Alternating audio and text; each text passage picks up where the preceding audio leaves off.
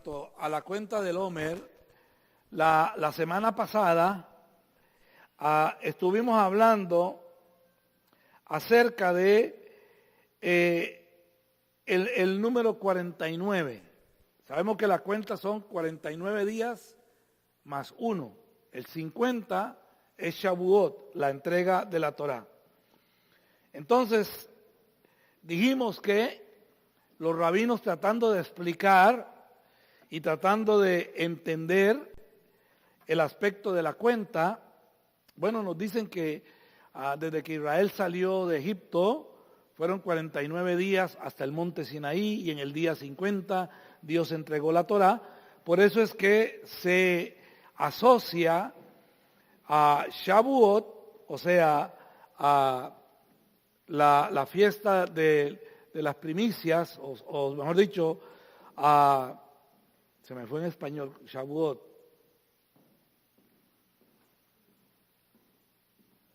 Alguien que me ayude. La fiesta de Shavuot. ¿Ok? Pentecostés, para que todos nos entiendan. Se asocia la fiesta de Pentecostés con la entrega de la Torá. Esa es una de las asociaciones que los rabinos tratan de hacer para ir encontrando un motivo, porque se dice que en la Torá, se entiende que en la Torá no hay palabras de más, no hay palabras de menos, no hay letras de más, no hay letras de menos. En otras palabras, no hay nada que sea simplemente por rellenar un campo, un espacio, sino que todo tiene un significado. ¿Ok? Entonces hablamos de que los 49 días tienen que ver con lo que ya místicamente, y hablamos de que místico nos referimos al aspecto no tanto de misterio como oculto, como exclusivo de algunas personas, sino más bien como hablando del aspecto profético de la Torá. Y dijimos que los rabinos asocian los 49 días con los 49 portales. ¿Ok? Y dijimos que estos 49 días nos hablan de lo que se llama un tikkun. Y explicábamos que la palabra tikkun quiere decir básicamente reparación. O sea, que cuando buscamos el propósito de por qué Dios nos envió a nosotros a este mundo, nosotros tenemos que entender de que Dios nos envió con una misión, y es hacer un tikkun, una reparación en algo que fue roto cuando Adán pecó, y que entonces Dios encarga al ser humano para que junto con su ayuda reparemos lo que un día fue roto y fue tergiversado por la caída de Adán. Ahora, dijimos que los rabinos entienden que hay 49 portales o peldaños, ¿ok? Es como si viéramos una escalera que tienen que ver con los 49 pasos de la idolatría. Dicen los rabinos que la idolatría puede llegar a un punto de que nunca más tenga retorno. Eso se llama el portal número 50. Entonces los rabinos dicen, ¿por qué Dios sacó a Israel rápidamente en la noche de Pesaj? ¿Por qué tuvo que ser deprisa? El cordero asado, la masa sin leudar, tenían que comer con los las sandalias puestas, con el bordón en la mano, vestidos, con todo recogido, listos para salir. Ellos dicen, porque Israel estaba a punto de cruzar el umbral o el portal número 50, donde nunca más hubiese tenido retorno. ¿Ok? Ahora, los rabinos también dicen que básicamente todo tiene dos caras. Así como hay 49 portales de la idolatría, hay 49 portales de la Kedushá, o sea, de la santidad. Y que entonces la cuenta del Omer tiene que ver con esos 49 portales de la Kedushá, en donde nosotros conscientemente hacemos un trabajo de tikkun, o sea, de reparación en nuestras vidas, para que al llegar el día 50, que es el día de Shavuot o Pentecostés, o como se asocia o se interpreta en el judaísmo ortodoxo con la entrega de la Torá, nuestro corazón esté preparado para recibir la revelación de Dios. Básicamente eso es sencillamente la explicación que tenemos. Ahora, para llegar a eso, estuvimos viendo algunos aspectos un poco más místicos que yo les dije a ustedes teníamos que tocar para poder encontrar una cierta conexión, pero que sobre todo íbamos a tratar de mantenernos aquí bien pegados a la tierra, a algo que sea factible y a algo que sea útil para nosotros en el día de hoy. No se ve que si podemos ir como por la 15.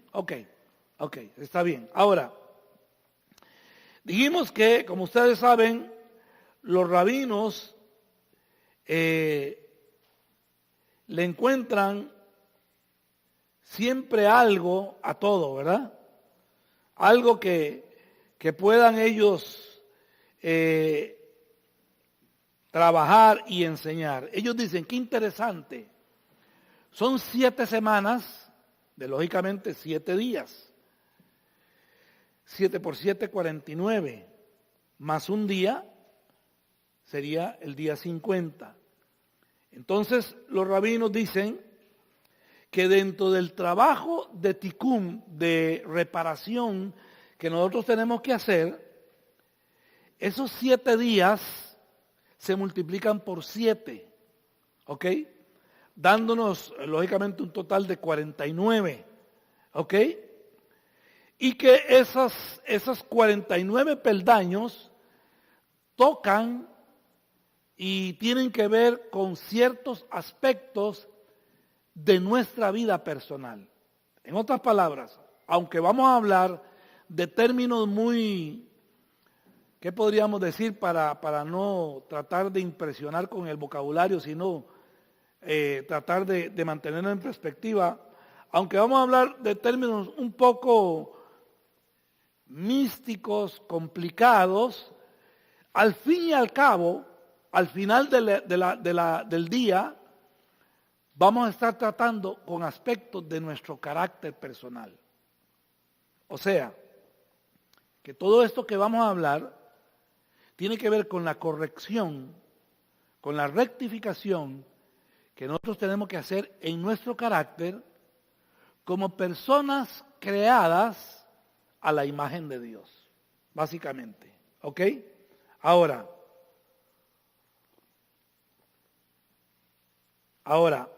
entonces,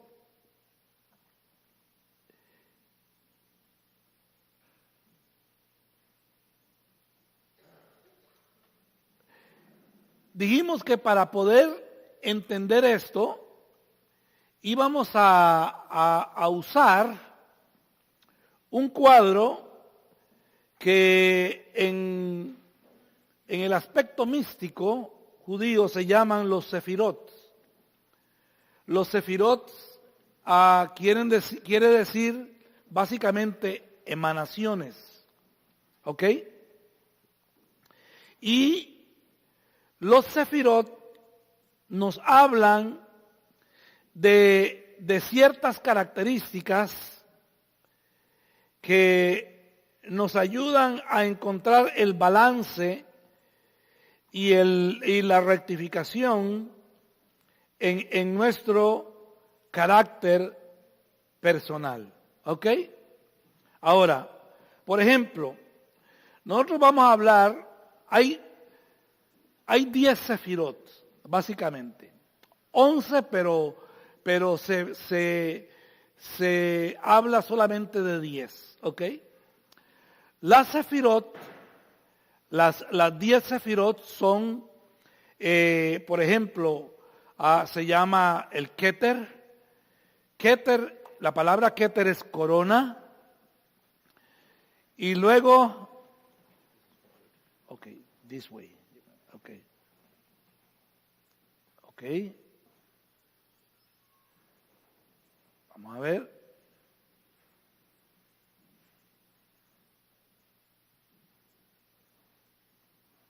Ahí vamos bien.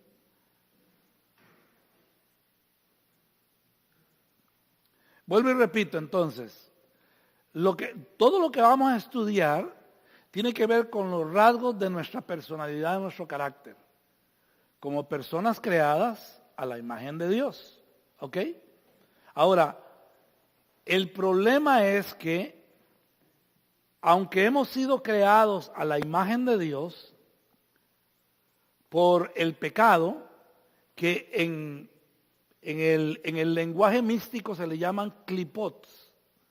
Clipots, la palabra clipots quiere decir cáscaras.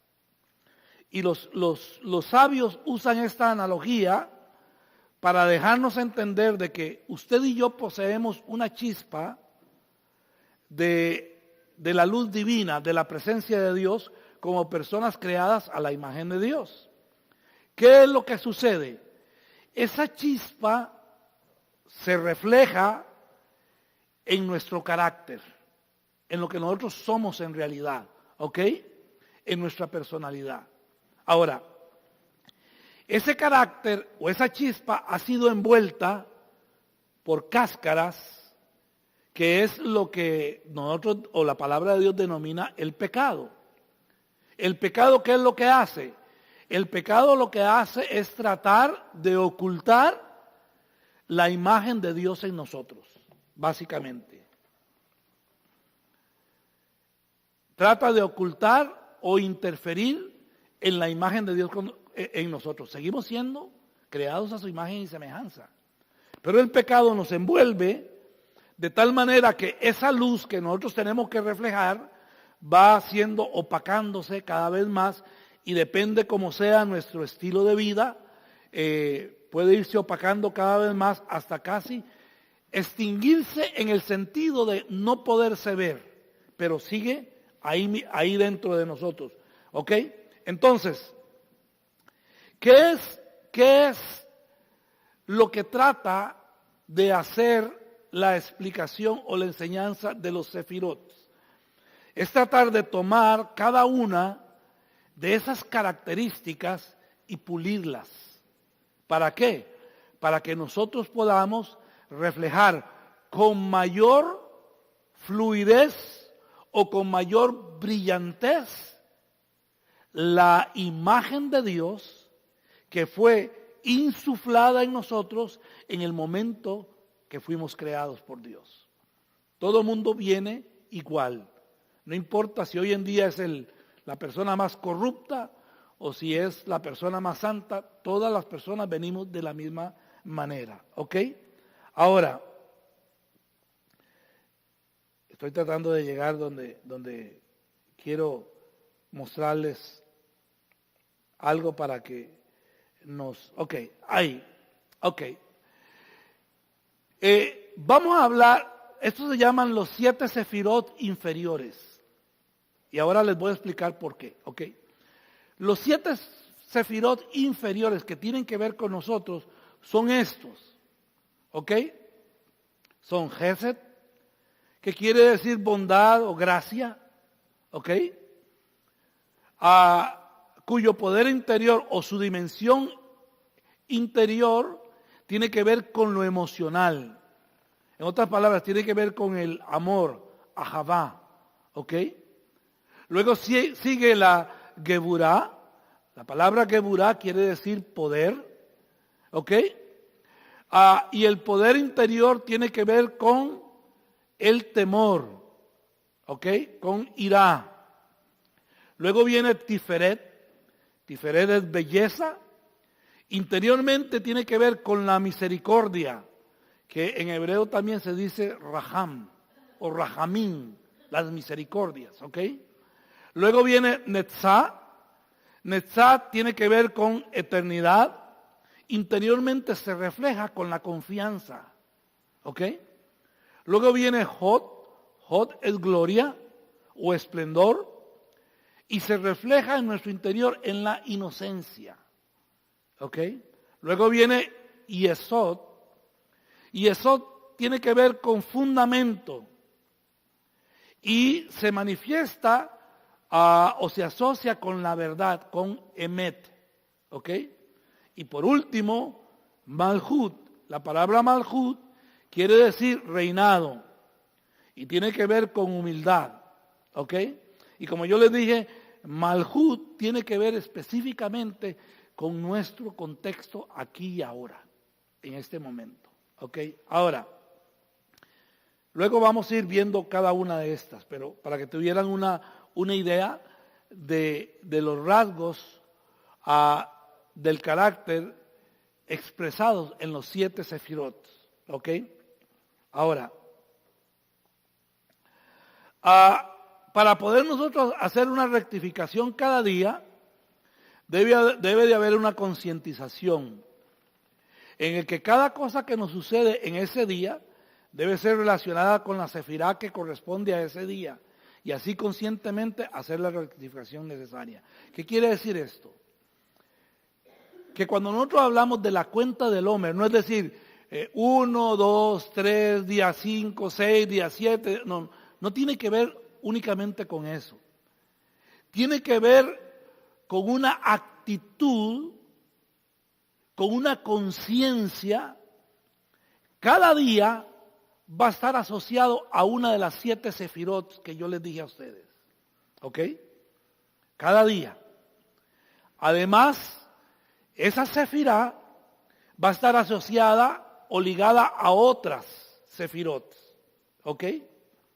Entonces, ¿qué es lo que quiero decirles para que no se me pierdan en mucha palabrería?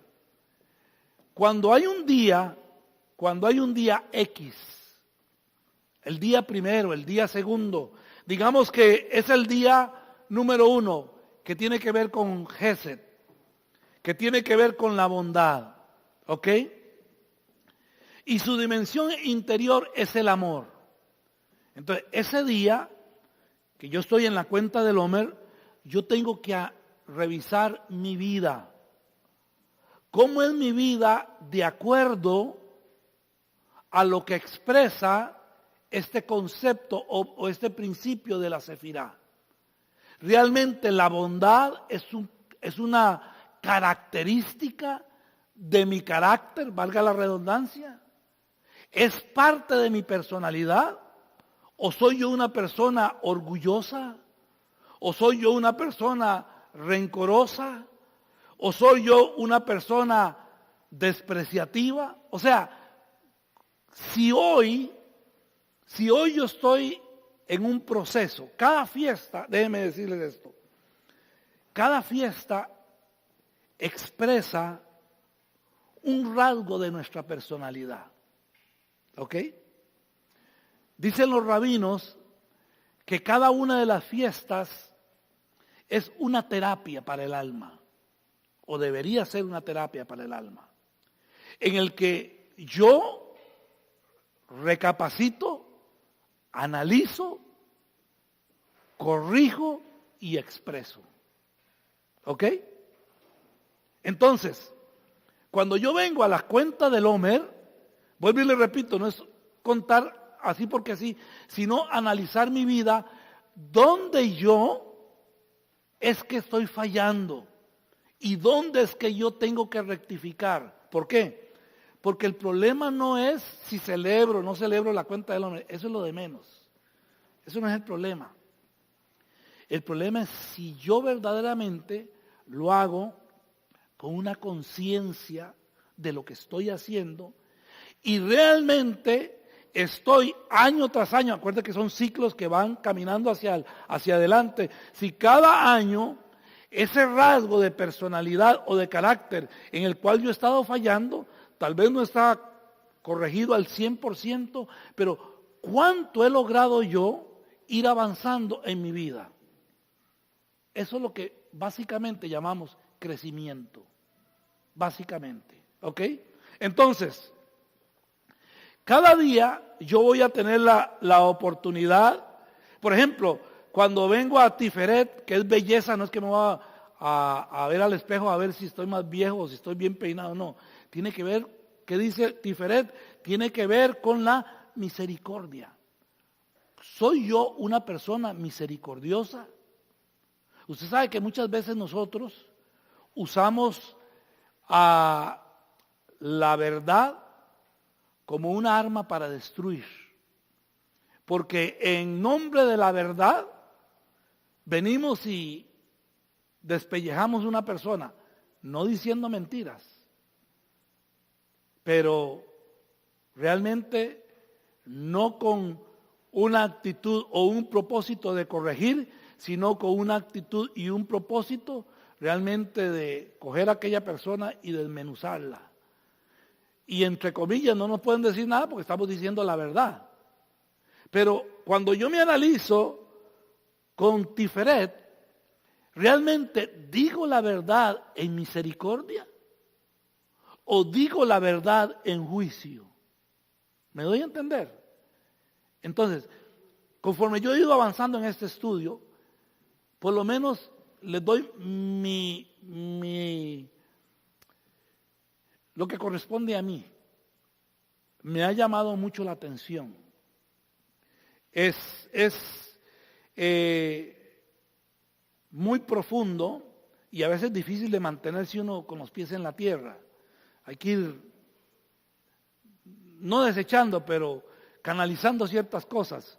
Porque mi interés no es decirle a ustedes cómo es el cielo. ¿Ok? Mi interés es que ustedes salgan de aquí con algo en el que usted diga mañana, bueno, con esto que aprendí, yo puedo mejorar esto. ¿Ok? Yo puedo corregir esto. Con mi cónyuge, con mis hijos, con mis compañeros de trabajo, con mi mamá, con mi papá, con quien sea. O sea una herramienta práctica al final de todo. ¿Ok? Ahora, entonces, esto ya lo habíamos visto, nos dice el Rabí Nachman de Breslev, que los sefirot están relacionados con la Teshuvah. ¿Por qué? Porque los sefirot lo que quieren, lo que pretenden es que nosotros vengamos al arrepentimiento, a la corrección de nuestra vida. ¿Ok? Seguimos adelante.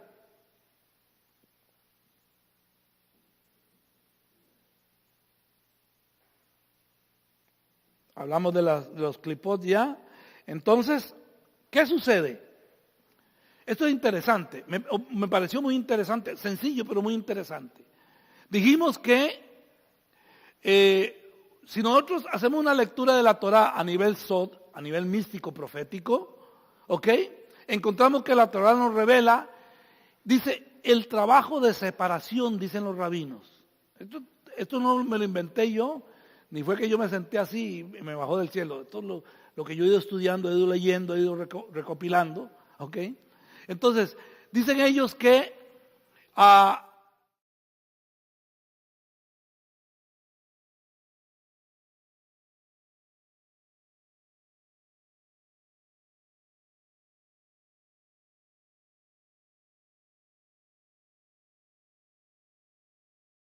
mundo. O sea, cuando les dé los ejemplos, ustedes van a entenderlo perfectamente. O sea, si nosotros leemos, usted sabe que la Torah se puede leer de muchas maneras. Usted puede leer la Torá literalmente. Y Abraham, Dios le dijo a Abraham, vete de tu tierra y tu parentela. Y Abraham salió de Ur de los Caldeos con camino a Harán. ¿Sí? Y así es. Ok, está bien. Ahora, usted puede leerlo y tratar de buscar más material sin violentar el concepto literal de la Torá. ¿Ok? Y usted puede decir, bueno, el que Abraham saliera de Ur de los Caldeos, para mí puede significar, y usted puede empezar a hacer conexiones, y usted puede empezar a caminar por diferentes caminos, valga la redundancia, en donde quizás anteriormente no lo había visto. Y así usted puede ir ahondando y usted puede ir profundizando hasta que usted puede llegar lo que se llama al nivel Sod. El nivel Sod es el nivel místico o el nivel profético, donde usted ha escarbado a tal profundidad que usted llega a conclusiones que, déjeme decirle, no es fácil para cualquier persona entender. Usted lo entiende porque usted ha caminado el trayecto y ha venido escarbando y descendiendo hasta llegar al tesoro. Pero una persona que lo ve, eso me ha pasado a mí muchas veces. Yo muchas veces he leído cosas de los rabinos y digo, no, esto es una tontera. Así sinceramente yo he dicho. Y lo dejo por ahí y años después, me acuerdo o me vuelve a salir, mira, con razón, ahora entiendo, ahora sé, ahora me tiene sentido. ¿Pero por qué? Porque caminé ahondando poco a poco, sacando la tierra y descubriendo hasta que pude llegar al tesoro. Y entonces ahora, esto yo lo estudié 15 años atrás, parte de esto. Esto no es nuevo para mí. Una vez di algo aquí en la congregación, poquito, y nunca más lo volví a dar porque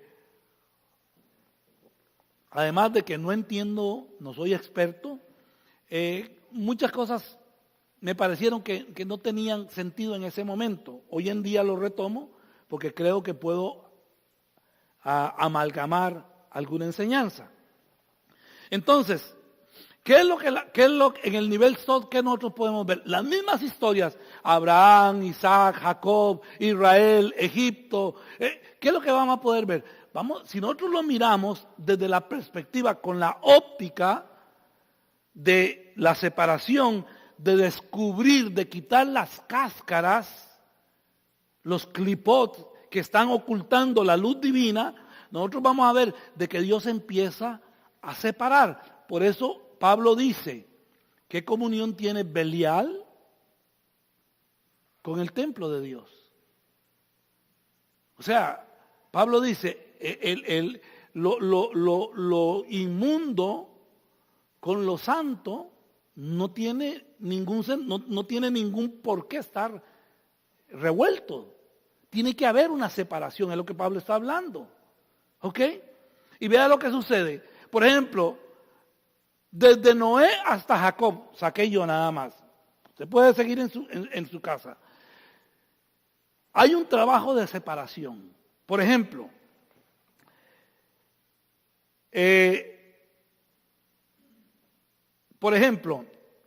la Biblia nos dice de Noé. ¿Qué nos dice de Noé? Noé era un hombre justo. ¿Se acuerdan de la parashá Noaj? La parashá Noé. ¿Qué empieza Dios hablando? Que Noé era un hombre justo. Eso es lo que empieza diciendo la parashá. ¿Qué quiere decir que era un hombre justo? Bueno, a interpretación de nosotros, era un hombre temeroso de Dios, digámoslo así. Un hombre que vivía de acuerdo a lo que se llama las 7 leyes universales. ¿Ok? Era un hombre justo. Como era un hombre justo, ¿qué sucedió con Noé? Dios le dijo, haz un arca, métete tú en el arca y tu familia con los animales. ¿Por qué? Porque va a enviar un diluvio. Yo lo leo de esta manera, porque voy a hacer separación. ¿Entre qué? Entre tú, que eres un hombre justo, y el resto de la población que no son personas justas. Entonces Dios separa a Noé de la humanidad, del resto de la humanidad. ¿Ok? Entonces ahí vemos que ¿qué es lo que intenta Dios? Bueno, Noé está reflejando un poquito de la chispa de vida, la gloria, la Shejinah de Dios, el hálito de vida, el carácter de Dios. Entonces, antes de que me lo contaminen, lo voy a separar y lo voy a poner en un lugar donde él pueda seguir creciendo y expandiendo esa luz. ¿Ok? Luego, ¿qué viene? Viene Abraham, generaciones más adelante. Abraham fue sacado y separado de su tierra, ya que Ur de los Caldeos era un centro idólatra. Entonces, ¿qué le dijo Dios a Abraham? Cuando Abraham reconoce al Dios como el Dios uno y único: vete de tu tierra y de tu parentela. ¿A dónde? A la tierra que yo te mostraré. Y en ti serán benditas todas las naciones de la tierra, etcétera, etcétera, etcétera. Pero ¿qué es lo que hace Dios? Dios ve en Abraham un potencial. Dios ve en Abraham ciertas características. Y entonces, ¿qué hace Dios? Separa a Abraham. ¿Lo separa de qué? Lo separa de la idolatría. Lo separa de aquello que puede forzar o reforzar los clipot, las cáscaras alrededor de él, porque no era un hombre perfecto. Y lo vemos en el resto de la historia como él miente y otras cosas, pero tenía ciertas características con las que Dios podía trabajar con él. Y entonces Dios lo separa a él. ¿Ok? Luego, nos dice la Biblia que Isaac era el portador de la simiente de la promesa. Tuvo que ser separado de Ismael. ¿Ok? Cuando Isaac está siendo un niño, dice que a Sara, que se le llama la madre de la luz, así se le llama, vio la oscuridad de Ismael, le dijo a Abraham: saca la oscuridad de en medio de la luz. O sea, ¿qué comunión van a tener la luz y las tinieblas? No puede. Y Dios le dijo a Abraham no quería, Dios le dijo a Abraham: hazle caso a tu mujer, despide a Ismael y a la madre, y yo voy a cuidar de ellos, básicamente. Entonces, ¿qué es lo que vemos nuevamente? Separación. ¿Qué le dice que fue la parashá de esta semana? Creo que fue. ¿Qué es lo que le dice Abraham al siervo cuando le va a conseguir esposa a Isaac? Que no sea cananea. Que no sea cananea.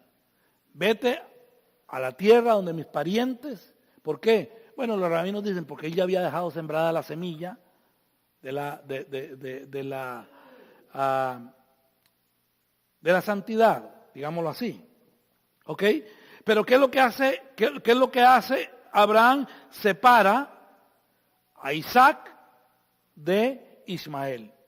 Si seguimos viendo, Isaac se casa, tiene 2 hijos, Esaú y Jacob. ¿Qué hace la mamá de Jacob? Separa a Jacob de Esaú. ¿Por qué?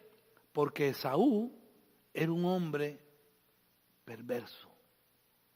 Y dice que cuando él inclusive vio que su papá bendijo a Jacob y todo, dice que fue y cogió esposas de los cananeos, ¿ok? De Ismael. Y de Esaú viene Amalek, ¿ok? De Esaú viene Amalek. Entonces, nuevamente, vemos que Dios tiene que separar para lograr formar el propósito de Dios. No puede estar el agua y el aceite juntos, porque de por sí no van a poder revolverse. No puede haber luz y tinieblas. Dios tuvo que separar a Jacob y en Jacob separar los 12 hijos. ¿Cómo los separó? Llevándolos a Egipto, ¿ok? Y enviándolos a una zona completamente al lado del mar, lejos, por lo menos alejados geográficamente de la influencia egipcia, aunque lógicamente fueron influenciados tremendamente en 400 años. Pero ahí Dios logra reunir las tribus y logra amalgamar una nación. Y 70 personas se convierten en 6 millones cuando salen. ¿Ok? ¿Cómo lo hizo Dios? Separando. ¿Qué es lo que yo quiero proponerles a ustedes? ¿Cómo a través de la concientización de la cuenta del Homer y entendiendo principios simples y básicos, cómo nosotros podemos analizar nuestro carácter, nuestra personalidad y decir, yo necesito enmendar, corregir en esta área, o en esta área, o en esta área. Porque al final, cuando lleguemos delante de Dios, Él no le va a preguntar a usted por mí, ni a mí me va a preguntar por usted. Él le va a preguntar a usted por usted y a mí me va a preguntar por mí. ¿Ok? Porque es algo individual con Dios. Así es que la elección es nuestra, el privilegio es nuestro y la responsabilidad es nuestra. Ahora, siguiendo, puse esa cita porque me pareció muy acorde, por lo menos en el momento que estaba pensando y trabajando en este tema, en lo que dice Pablo en Efesios 4:13, cuando Pablo nos habla de que nosotros tenemos que ir creciendo hasta tener la estatura de un varón perfecto. Yo siempre entendí, y yo sé que Fernando se va a identificar con esto, yo siempre entendí que eso tenía que ver con mi trabajo en la iglesia, con lo que llamamos servirle a Dios. Pero en mi opinión, mi interpretación, se lo voy a poner de esta manera, en mi interpretación, eso no tiene que ver absolutamente nada con eso. Tiene que ver con mi relación íntima y personal entre Dios y yo. ¿Cómo es que yo me comporto cada día?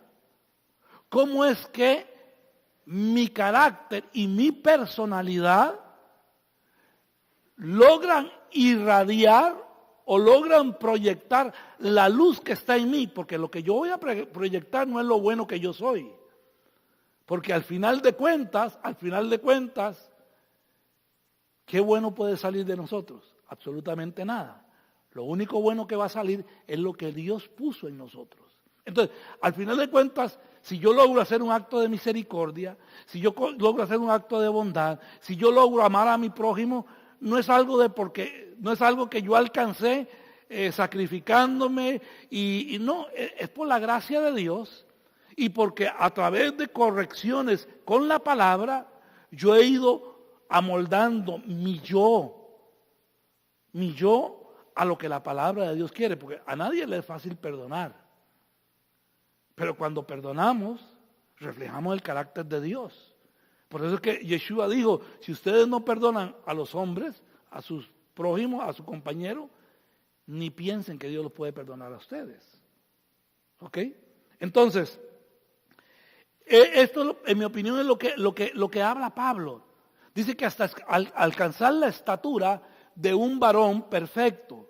O sea, de una persona espiritual y emocionalmente desarrollada al punto que ha podido alcanzar la estatura del Mesías. Oiga usted, ahí es el punto, ahí es donde Dios puso la varilla de medir. A la estatura de un varón perfecto. Está hablando de Yeshua. ¿Ok? Entonces, hasta que no lleguemos ahí, no estamos completos, según lo que la palabra de Dios dice, ¿verdad? Entonces, ahora, al igual que Israel pasa por un periodo de refinamiento y transformación, entra a Egipto con 70 personas y salen más de 3 millones, así nuestra vida en los 49 días de la cuenta del Homer debe sufrir la transformación de la teshuvá, del arrepentimiento. De que yo pueda conscientemente venir delante de Dios, no tiene que haber nadie, usted en su cuarto, en su casa, en la intimidad suya, usted puede venir al Señor y decir, Señor, sí, realmente he analizado y soy una persona rencorosa, soy una persona así, soy una persona así, Señor, pero yo quiero yo quiero cambiar. Señor, yo quiero cambiar, yo quiero ser diferente, yo quiero mostrar tu carácter. Eso, podríamos terminar aquí. Eso es básicamente lo que los rabinos, y en la investigación que yo he hecho, lo que yo asocio y encuentro que puede ser algo importante para nosotros al celebrar la cuenta del Omer. Porque como les dije yo al principio, no estamos en Israel, no somos finqueros, yo no sé sembrar ni trigo, ni cebada, ni papa, ni está el templo. Entonces el mandamiento no tiene sentido. Tendríamos que mudarnos a Israel, comprar una finca en Israel, edificar el templo en Israel, entonces sería diferente. Pero entonces, ¿qué hacemos nosotros aquí en el exilio? ¿Qué hacemos nosotros alejados de la tierra de Israel? ¿Cómo podemos santificar el mandamiento o recordar el mandamiento? ¿Y cómo podemos ser parte de lo que el mandamiento procura en nosotros? Ahí es donde viene la interpretación. ¿Ok? Ahora, entonces, si usted va a la internet, que no se lo aconsejo, y ya les pedí que ninguno busque información por aparte, ¿ok? Esto es lo que se llama los sefirot. Eso es una de las formas como usted va a ver los sefirot, ¿ok? Ese se le llama el árbol de la vida, ¿ok? Usted va a ver que arriba está el Keter. El Keter es la corona. El Keter es lo visible de lo invisible. El Keter es la contracción de lo sublime. ¿Qué quiere decir esas palabras tan poéticas? Que el Keter es lo que podemos ver nosotros de Dios, que es un Dios invisible. O sea, que Dios se contrajo. Dios opacó su gloria para que nosotros pudiéramos tener un destello de lo que es la gloria de Dios. Imagínense que Aarón y Moisés vieron un destello en el tabernáculo. Y dice que cuando la nube cubrió, o sea, como Pentecostés, me imagino yo, quedaron como borrachos, que no podían entrar y no podían ministrar de la gloria. ¿Qué es lo que Dios hace? Dios se contrae. Eso tiene todo un fundamento y todo un principio y un trasfondo que no es el tema hoy, pero Dios se contrae su gloria, porque si Dios expresa la totalidad de su gloria, todo lo que esté alrededor desaparece. Ya hemos hablado en otras oportunidades de eso. Entonces Dios se contrae, por eso es que dice que Yeshua es la imagen visible del Dios invisible, dice Pablo. ¿Por qué? Porque lo máximo que nosotros vamos a llegar a ver de Dios es Yeshua. Más de ahí no vamos a ver nada. Porque no se puede. Simplemente porque no se puede. No hay hombre, no hay ser terrenal o celestial que pueda resistirlo. No hay, porque Él es uno y único. ¿Ok? Entonces, el Keter habla de la gloria visible o asequible de Dios. Y después tenemos Jomá, Binah. En el centro va a estar Da'at. Cuando se usa Da'at no se usa Keter, pero esos son tecnicismos. ¿Ok? Pero y ahí va. Entonces a esto se le llama el árbol.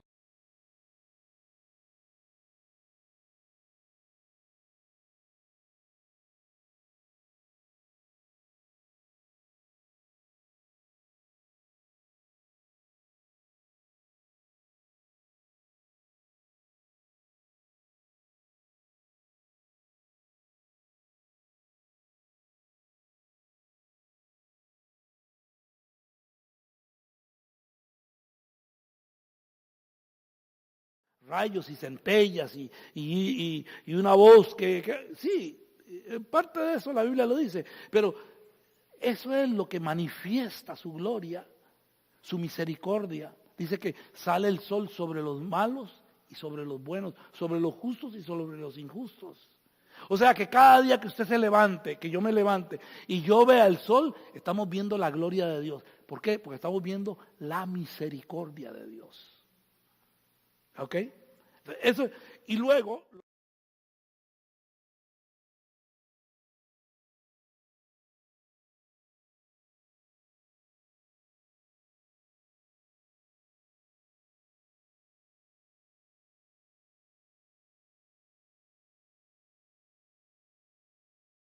49 escalones o pórticos, el 50 es en la cuenta del Homer, es asociado con Keter. ¿Por qué? Porque cuando uno llega al 50, llegó a Shavuot, a la entrega de la Torá. ¿Qué es lo más grande que Israel ha visto en toda su existencia? ¿Qué le parece a usted que es lo más grande que Israel ha visto?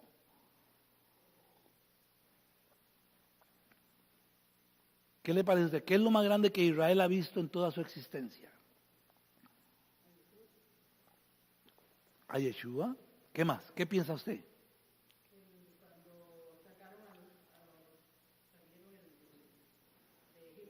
Cuando salieron de Egipto, claro, qué tremendo, nunca más se volvió a ver, ¿verdad? Qué tremendo. ¿Por qué cree usted que es lo más grande para usted? Cuando se abrió el mar, perfecto, perfecto. ¿Qué cree usted? ¿Está de acuerdo o cree algo más?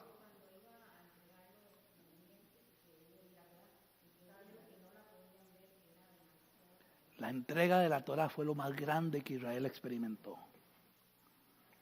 La entrega de la Torá. Lamentablemente nosotros nos falta tantísimo por aprender, ¿verdad? Pero los rabinos dicen que las palabras de fuego, oiga, las palabras se podían ver. El vocablo que usa en hebreo indica que las palabras se podían ver cuando Dios hablaba. Entonces, una de las cosas más grandes es la entrega de la Torá. Estas son algunas de las razones por qué se interpreta que Shavuot está asociado con la entrega de la Torá. Entonces, cuando nosotros estamos hablando de 49 peldaños o pórticos, cuando yo llego al pórtico 49 y tengo que pasar el umbral del pórtico 50, en otras palabras, yo entro en el pórtico 50, se supone que yo entro a la experiencia de la entrega de la Torá. O sea, yo entro a la experiencia de la gloria de Dios. Entonces, el pórtico 50, que es la última que está allá arriba, que es la Sefirá de Keter, o corona también, palabra Keter es corona, es la máxima expresión visible de un solo y único Dios invisible. La gloria máxima de Dios. ¿Ok? Ahora, también, los 10 Sefirot son las diversas formas en que percibimos a Dios a través de su acción en el mundo, mientras que creemos firmemente en la unidad de Dios, o sea que Dios es uno, ¿verdad? Pero en los Sefirot son las diferentes expresiones de Dios. Él es amor, Él es bondad, vuelvo y repito, Él es fidelidad, etcétera, etcétera. ¿Ok? Ahora, esto es un cuadro de los 10 Sefirot que vimos anteriormente. ¿Ok? Y vamos a empezar a hablar de los 3 Sefirot de arriba. De Keter, Jogma y Binah. Siempre de izquierda a derecha, acuérdense. Jogma y Binah. ¿Ok? Y ven que ahí aparece Da'at, que es conocimiento en el centro. Eso tiene un porqué y es importante. ¿Ok? Entonces,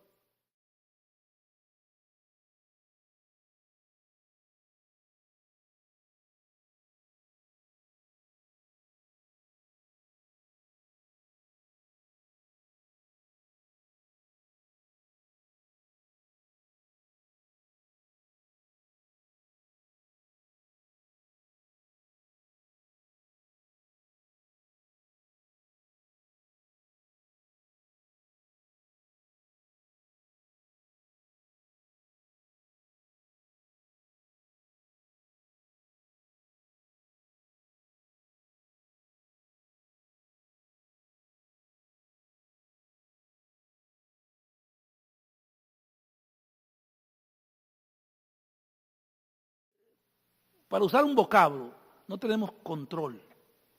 Es algo que escapa a nosotros, a nuestra vida, ¿ok? Y ahorita les digo por qué. Entonces, tenemos Keter, que es corona, ¿ok? La corona está aquí, o sea que está por encima de nuestra cabeza. Y Keter es la fuente de donde surge toda la revelación. ¿Por qué? Porque representa a la gloria manifestada de Dios. Entonces, de Keter viene toda la revelación. Toda la revelación viene de Keter, ¿ok? Ahora, Jokma, que es la que sigue en el lado izquierdo, haga el cargo que aquí está, Keter, Jokma se traduce como sabiduría, ¿ok? Sabiduría. Ahora,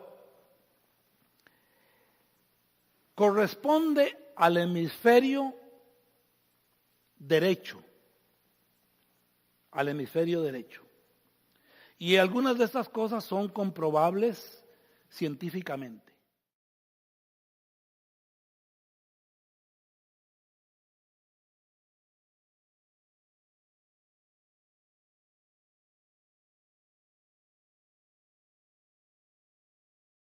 Entonces tenemos revelación, sabiduría y entendimiento.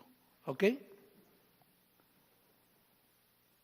Eso tiene que ver con el hemisferio izquierdo del cerebro. De hecho, les iba a traer hoy, pero sinceramente no me sentí muy bien y no me dio el tiempo, pero es interesante porque cómo cada una de estas sefirot tiene que ver con un órgano del cuerpo también. ¿Ok? Ahora, en medio de estas dos, en medio de Binah y Jokma, ¿se acuerda que están una a la izquierda y otra a la derecha? En medio de Binah y Jokma hay un enlace. Hay un enlace. Ese enlace se llama Da'at. ¿Ok? Entonces tenemos Keter, tenemos Jokma, tenemos Binah, y el enlace entre Jokma y Binah se llama Da'at. ¿Qué quiere decir esto? ¿Para qué me sirve? Ya hablamos de aspectos técnicos. Ahora vamos al aspecto práctico. Así es como estoy tratando de hacerlo para que se aburran lo menos posible. ¿Ok? ¿Qué tiene que ver esto? Ahí está nuevamente el cuadro. Ahí está nuevamente el cuadro. Entonces dijimos que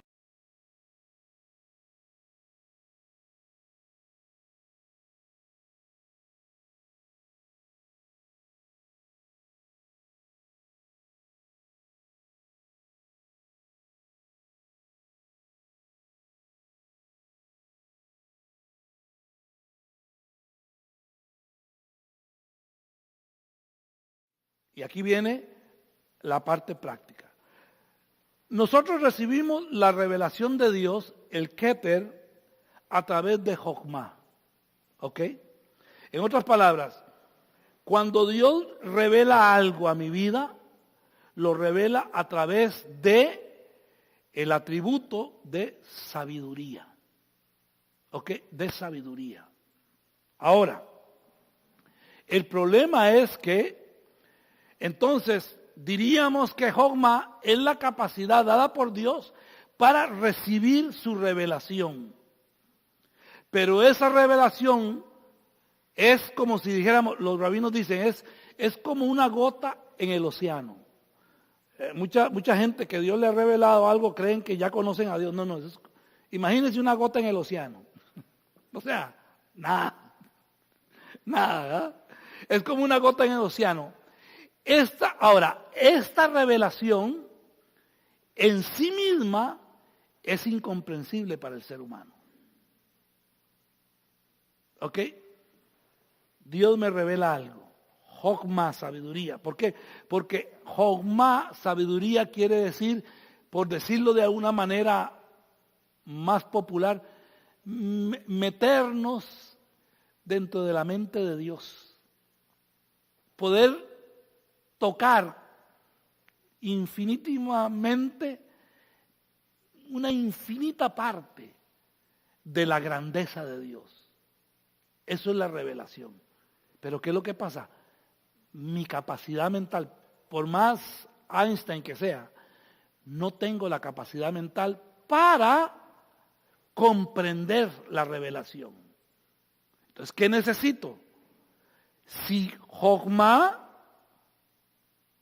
trabaja con, ¿cuál era la otra? Con Biná. ¿Qué significa Biná?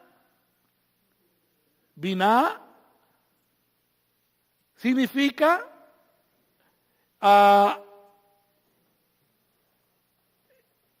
dice que es la capacidad dada por Dios. ¿Se acuerdan que significa una sabiduría y la otra revelación? Biná es revelación. Entonces, Biná es la capacidad dada por Dios al ser humano para poner en orden entendible la revelación. O sea, yo recibo la revelación. Ok, Dios me reveló X cosa. Dios me reveló X cosa. Señor, pero ¿qué quieres decir tú con esto? Algunos dicen que, por ejemplo, cuando Ezequiel y Juan vieron la revelación que Dios les dio, pudieron ver cosas de nuestro siglo. De hecho, yo no sé si es Ezequiel, que de acuerdo a una lectura que usted haga de Ezequiel, usted puede trazar y lo que se forma es un astronauta. Lo que quiero decirle con esto es, Dios da la revelación, me da la revelación y por medio de Biná, me da la capacidad de poner en orden y entendible la revelación. Entonces ya tengo la revelación y la tengo en orden entendible. ¿Ok? Y aquí es donde se cierra el círculo. Entonces, ¿qué es lo que necesito ahora? Lo que necesito es Da'at. ¿Qué significa Da'at? Da'at es la capacidad de ejecutar la revelación recibida. En otras palabras, Jogma es el receptor, Biná es el organizador y Da'at es el ejecutor. Si no trabajan estos tres en armonía, no importa cuánto Dios le hable, no vamos a poder entender nada.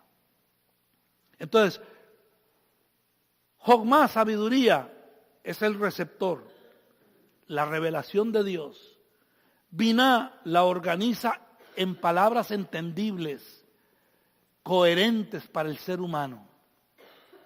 Y Da'at es la capacidad que Dios nos da para ejecutar la revelación que Él nos ha dado.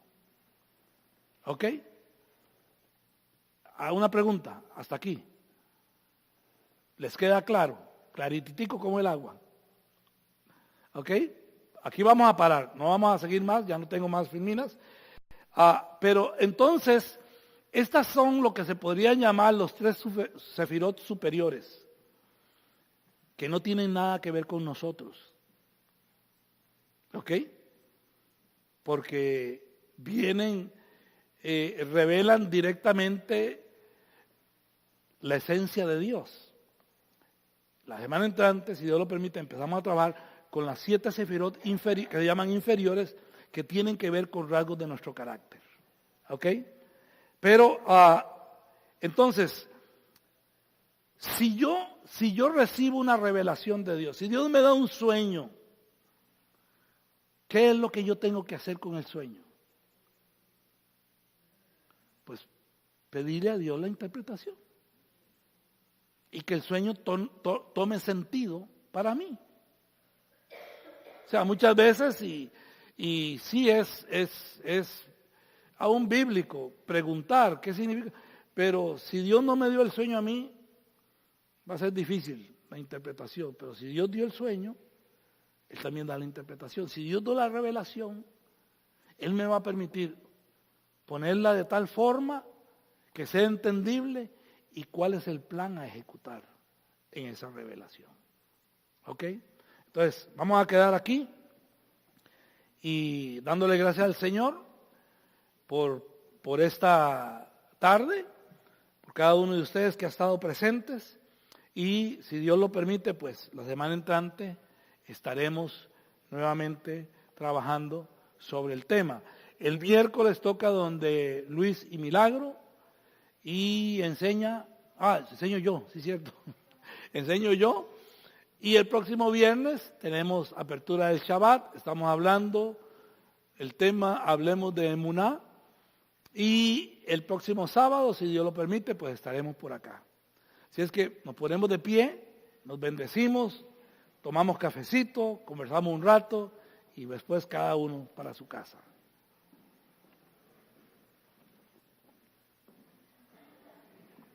Dice la palabra del Señor: Yevarejeja Jehová beishmereja, Yaer Jehová panay beleja bijuneja, Isa Jehová panay beleja, Beyasen leja shalom.